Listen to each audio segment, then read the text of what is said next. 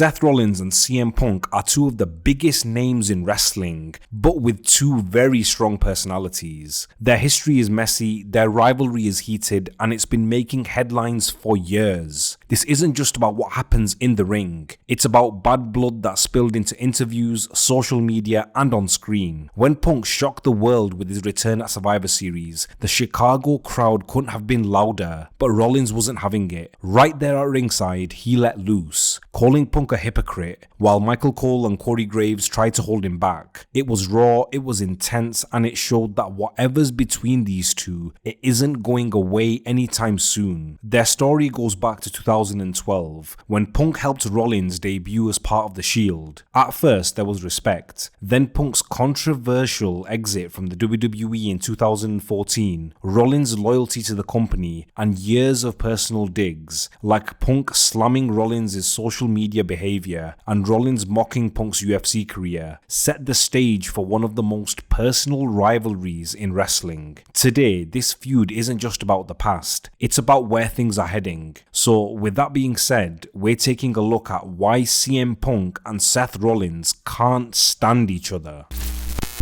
Back in 2012, CM Punk was the WWE champion and the biggest star in the business. That year, he played a massive role in introducing the Shield to the main roster at Survivor Series. During his title defense against Ryback and John Cena, three men in black tactical gear stormed the ring and took out everyone in sight. Seth Rollins, Roman Reigns, and Dean Ambrose had arrived. The Shield wasn't just some creative team idea, it was heavily influenced by CM Punk himself. Behind the scenes, Punk had pitched the idea of forming a faction to support him during his championship run. His original vision included Dean Ambrose, Seth Rollins, and Cassius Ohno. WWE decided to swap Ohno for Roman Reigns, and the rest was history. Punk's involvement didn't end with the pitch. Aligning the Shield with him on screen gave them instant credibility. At the time, Punk was untouchable. Having the Shield debut as his enforcers allowed them to have an immediate impact. Being linked to Punk's star power gave Rollins a launch pad, setting him up to hit the ground running. Professionally, Punk and Rollins made magic together, but their dynamic was more business than friendship. Punk was the established veteran, while Rollins was the rookie trying to prove he belonged. There was respect, but the two weren't exactly close. Even so, the pairing gave Rollins the opportunity of a lifetime. Punk's influence helped elevate the Shield, and by extension, Rollins' career, paving the way for the success he's enjoying today. It was a defining moment that laid the foundation for the rivalry we see now. In 2014, CM Punk's WWE run came to an abrupt and controversial end.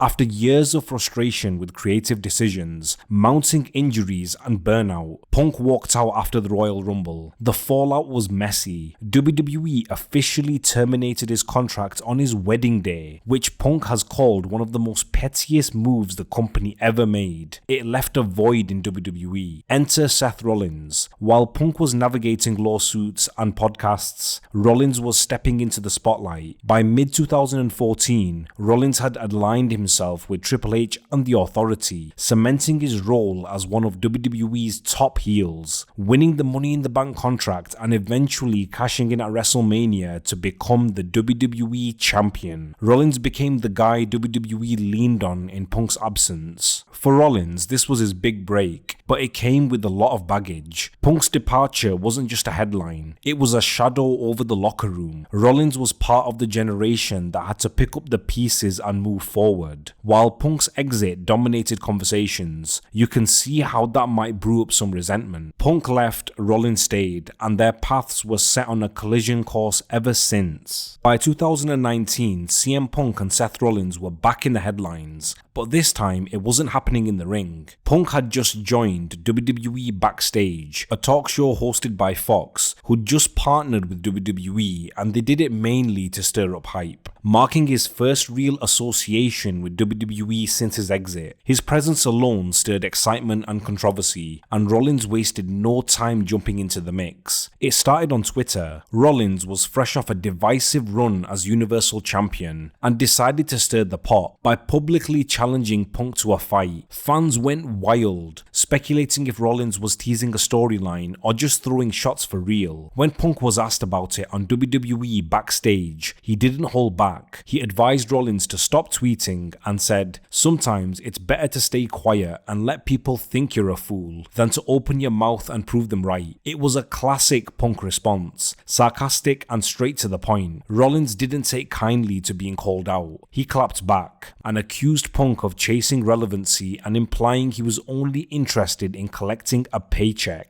This wasn't just trash talk, it felt personal. Punk framed Rollins as desperate for attention. The back and forth blurred the lines between reality and storytelling, leaving fans wondering just how much of the feud was authentic. Whatever the case, it reignited interest in a potential Punk vs Rollins match, even if it was only playing out through social media and interviews. By 2023, the bad blood between Seth Rollins and CM Punk was no secret. During an interview leading into SummerSlam, Rollins didn't hold back, calling Punk a cancer to the business and saying the industry was better off without him. These weren't simple throwaway comments, they hit hard, especially given Punk's reputation for being polarizing backstage. Rollins' comments came not long after Punk's fallout with AEW, between the brawlout incident at All Out and his eventual release from the company. Punk's backstage controversies had become a talking point for drama. Rollins saw Punk's actions as unprofessional and damaging to the industry's reputation. He pointed out that the same issues Punk had in WWE seemed to follow him to AEW, only reinforcing Rollins' opinion that Punk was trouble wherever he went. Rollins made it clear, while he appreciated Punk's impact on wrestling, he had no desire to share a locker room with him ever again. For Rollins, Punk wasn't just a bad influence, he was a lingering reminder of the chaos that wrestling didn't need. Despite his comments, Punk returned at Survivor Series in Chicago, and the crowd went wild, welcoming their hometown hero back. Although the fans were ecstatic, Rollins was the exact opposite. He made no effort to hide his frustration, yelling at Punk from ringside and calling him a hypocrite in front of the world. It got so heated that Michael Cole and Corey Graves had to hold him back. The tension was real, and from there, things escalated quickly. Punk confronted Rollins and Drew McIntyre on Raw, setting off a chain of events that only added fuel to the fire. It was originally planned for Punk to face Rollins at WrestleMania,